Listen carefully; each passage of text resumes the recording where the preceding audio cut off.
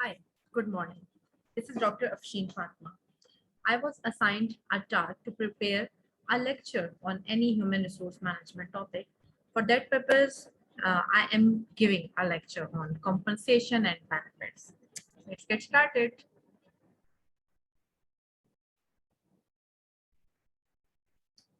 So here we are standing in this whole, or what I should say, bigger landscape of HRM. We will be discussing compensation and benefits in detail. Mainly, we will try to answer the questions of these questions, including what is equity. You know, equity is one of the most difficult tasks to be determined, especially when organization is designing the compensation package.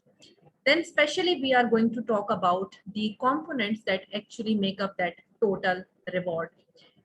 When you will receive your pay slip, hopefully soon, when you will start your job, then you will find that there are different components. Then you will think that from where these components come from, why these components are here, and how organization determined to include these components in my payslip.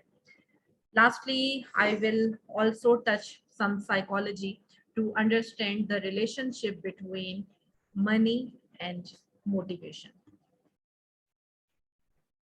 Let us first of all try to understand what is equity. In simple terms, equity is a balance between reward and performance. In this diagram, in this graph, you can see that on x-axis, I have written down performance. And what is performance? Performance is basically the contribution of an employee towards the company's success, and reward is what a person receives in exchange of his or her performance. So suppose I am a person who believes that I perform this much and against my performance, I receive this much and I am okay with it. So here is the balance. Now let us take the example of a person A who believes that he does not perform really well. Even then, he receives a lot. In comparison to person A, there is a person B who thinks that I always meet the deadline, I always exceed the demands, but still I am not paid as per my performance. So see, in these both cases, there is no balance between reward and between performance. Let us talk about one type of equity, that is distributive equity. At times, individuals do not think about their absolute amount, that what they are earning.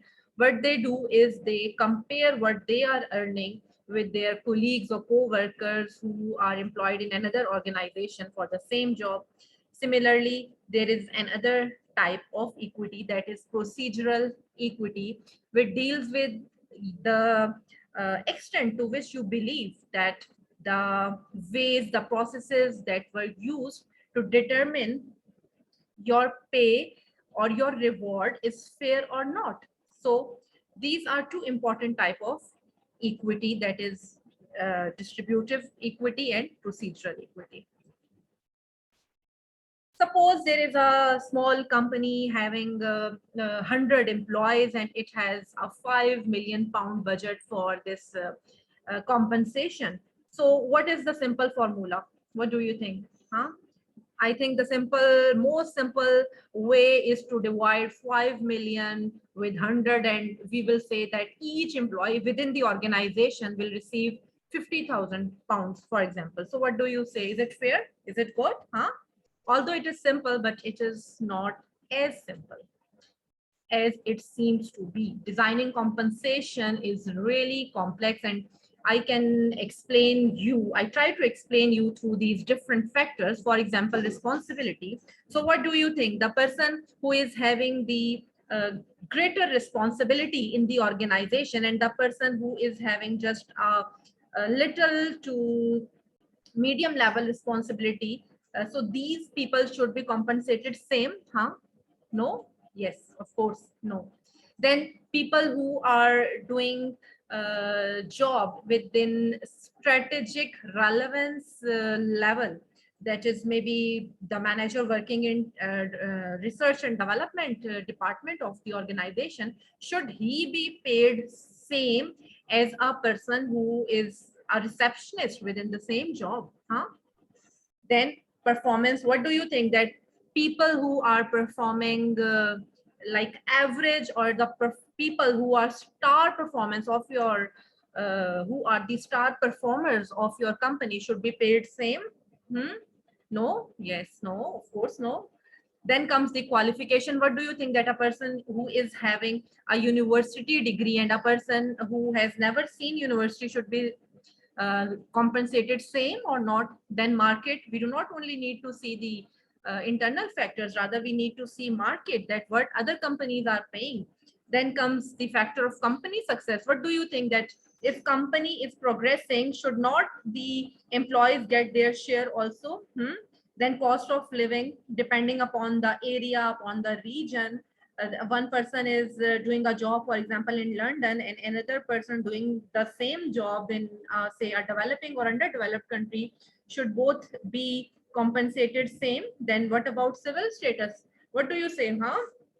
People who are having kids and those who are not having kids should be compensated equal or not? Then what about tenure? The person who has just joined the organization and the person who has spent like 10-15 years within the organization, should not there be a difference between these two people? So you see that how difficult it is to determine the compensation. Let me share with you one way that how to determine this. First of all, we need to determine we need to work for the total reward. And what is total reward? Total reward is like everything including non-financial rewards, that is appreciation, privileges, title, or total compensation, right? Total compensation's major chunk is composed of the base pay. And how this base pay is determined, this is the main part we are going to discuss here. Base pay is determined using job analysis through pay survey and job evaluation. You can see pay survey at the right hand side is simply what asking a single question, that for XYZ job, what industry is paying. And for job evaluation, there are different methods to evaluate the pay of a person. For example, here I am going to discuss with you a Hay system. Hay system is basically developed by a consultant who presented these commensable factors, and on the basis of these commensable factors you can determine the rate for any job of the world. Say it's a job of a pilot, a professor, even a carpenter. Based upon these few factors, you can easily determine. Here, let me explain you in detail. Here I have taken an example of a consulting company based upon different criteria or requirements. We can easily perform the job evaluation. Okay, see, here I have included different jobs, that is a job of an assistant, a person who is just graduated, junior consultant within the organization, senior consultant having 10 to 14 years of experience, then a project lead who is not only responsible for the people, but is also responsible for different projects of the company. Then comes the manager who is having the highest responsibility of training and development, of recruitment. So you see what we do, we have assigned different weights here in comparison of different occupations or different, what we say here, posts. And then there is a scale ranging from 0 to 10. Then we have assigned the rate, and finally to get the value we multiplied the weight with the rate, and the sum value is the job value. So here you see different figures like 22, 31, 57, and 74, and 110. Okay, so the last part of today's discussion or lecture is very interesting. Apparently, we see that money can motivate people, money can make people perform better. Let me share a little story with you. There was a man, and in his yard, children used to play. He was very angry. So, what is the normal reaction? What is the normal action that people normally take to get rid of such a situation? What? Yes, they shout. But this man was a different kind of clever man. You know what he did? He adopted a paradoxical strategy. He told the kids, I like you to play in my yard, and for that, I am going to pay each of you 10 pounds. After few days, he again met those kids and told them that for playing in my yard, I am going to give you like 2 pounds each.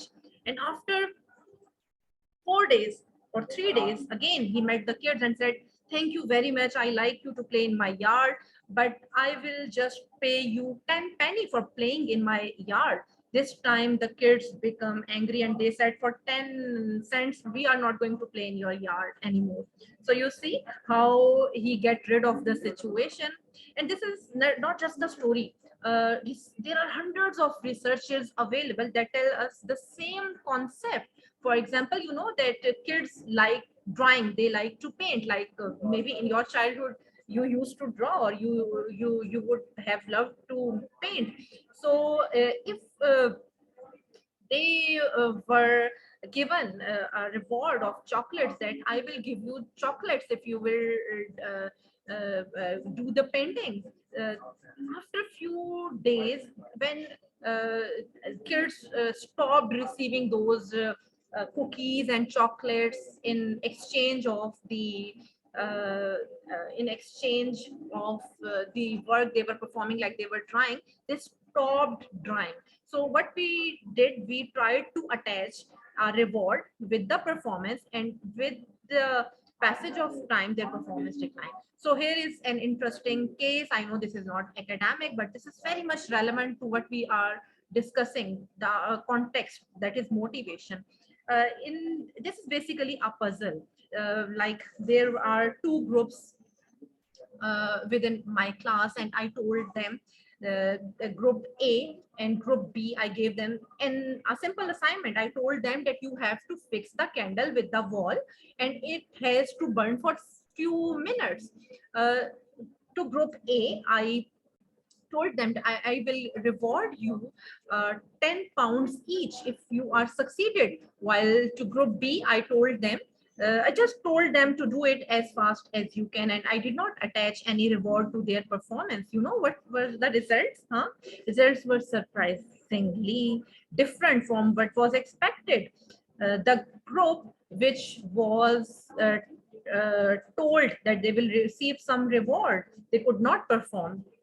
They were not succeeded. You know why? The reason was they were more thinking about the reward than focusing on the task. So how this task was supposed to be done? Picture number 2. There were nails in a tray. So they were supposed to take out the nails and attach that tray with the wall, and then place the candle over it, and then just they have to light them. This was the solution. Huh? Then this experiment was repeated, and this time the nails were not placed in the tray, but the tray was empty, and the nails were on the table. So at that time, you know which group was succeeded? The group which was uh, told that they will receive the reward. So what is the lesson here? The lesson here is that whenever some thinking is involved, then the relationship between reward and motivation decreases. While where there is a stupid task or a simple task that you have to just do this and this, and then we attach a reward to this situation, so they go through successfully in this situation. So what do you think in your future job? What type of job are you going to do? Huh? Is it number 1 or number 3? Yeah, hopefully it is number 1, because we know that the current generation or the generations which are coming, they have to perform their work while thinking and communicating at the same time. So this is all for today's lecture.